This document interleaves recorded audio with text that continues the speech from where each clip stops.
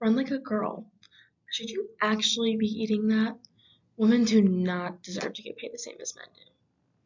For as long as time, young girls have been hearing this all across the world. And why? I've always been taught by my mom that women can do anything that men can do. I feel like we most specifically see this in sports. So that being said, that is going to be my focus for my presentation. It's 2026 and women belong in sports. It's time that female athletes get the same recognition and treatment as male athletes do. This is because for future generations, this is so harmful for so many different ways between pay, body image, and sexual abuse happening in different sports. To begin, I will be talking about the difference of pays between the WNBA and the NBA. Recently in the WNBA, there have been three rising stars, which are Clayton Clark, Angel Reese, and Paige Buchers, that have brought a lot more attention to the WNBA. This being said, Claudia Golden has stated that in the New York Times, during the 2024 season, NBA players were making $10 million for their salary, while WNBA players were making around $127,000. NBA says that this difference of pay is because that the two had come together on different streaming platforms, and so that pay had to be different there. And also, a lot of diehard fans say that it's just because the NBA has been around longer than the WNBA has. But if the WNBA is getting more endorsement, selling out more arenas, and having the more revenue, why aren't they getting paid more? If anything, why aren't they getting paid the same as men? They go through the same amount of training, they have the same amount of criteria, and they're both professional athletes. And if they're selling more and they're making the most profit out of the two, why is the pay still that different? To follow this, another huge issue that has happened with female athletes is body image. Jensen has stated that different factors that play into this are social factors and also coaches, and that different sports they'll have different weight and height requirements. But this is really harmful because young girls look up to female athletes so much. I know growing up, my favorite athletes were always Serena Williams, Venus Williams, and Simone Biles. And what I loved about them is how muscular they were.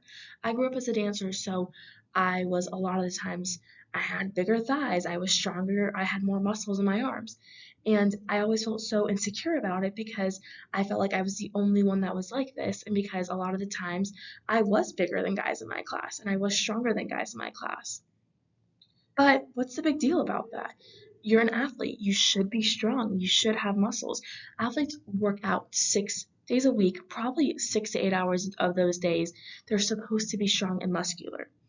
This is really harmful also because if a little girl sees this and she sees that some of their favorite athletes are getting so much hate because how they look, why are they going to want to look or be like them?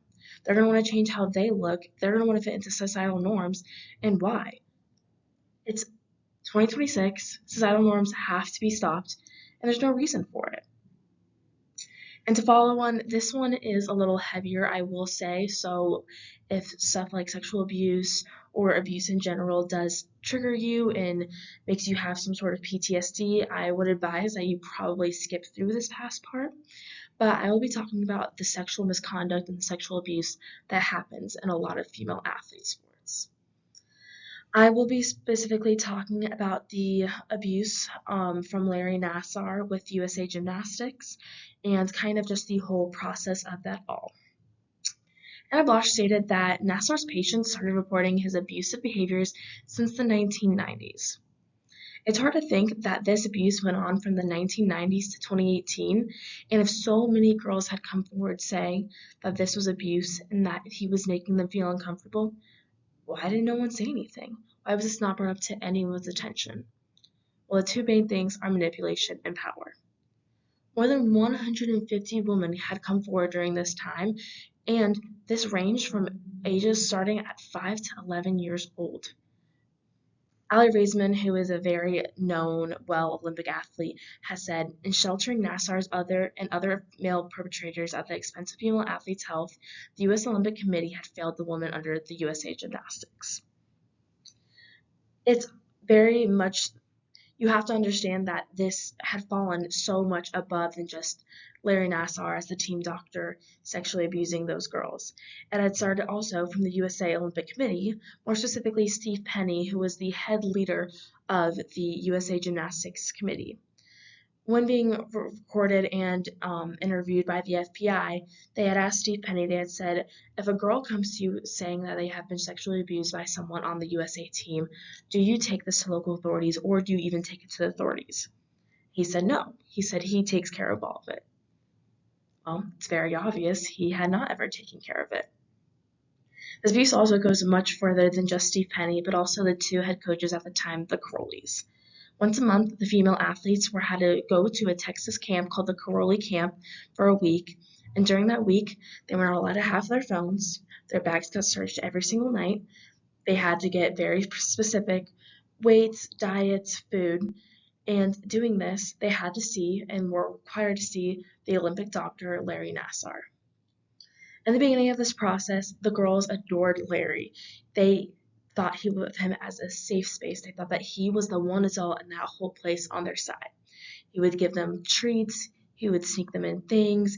He would give them their favorite different Starbucks drinks and would do this all behind the Curly's back, knowing he could get in a lot of trouble for it. So it came to a big shock and surprise when years down the line, this scandal had arose because everyone adored Larry Nassar. But he knew that he could manipulate those girls because they were so sheltered, they were so scared, and that they know better than to say anything because this would have been their one shot at the Olympics. And they knew that they wouldn't do anything for it. And the Corollis knew that as well. And they very specifically said to the girls that you're going to ruin everything that your parents wait for just for this.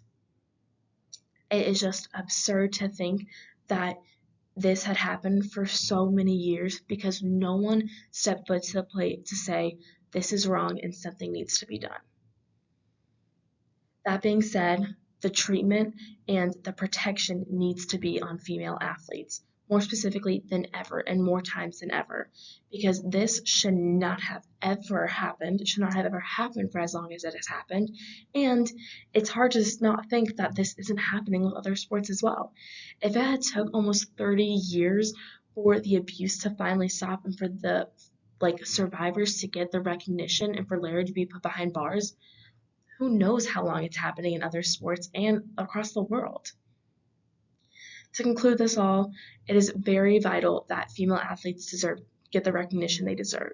And more times than ever, it's more important for them too, because female stars are rising amongst us, and we have young future generations that need to know that it's perfectly okay to be muscular, it's perfectly okay to speak out, and it's perfectly okay to question the system.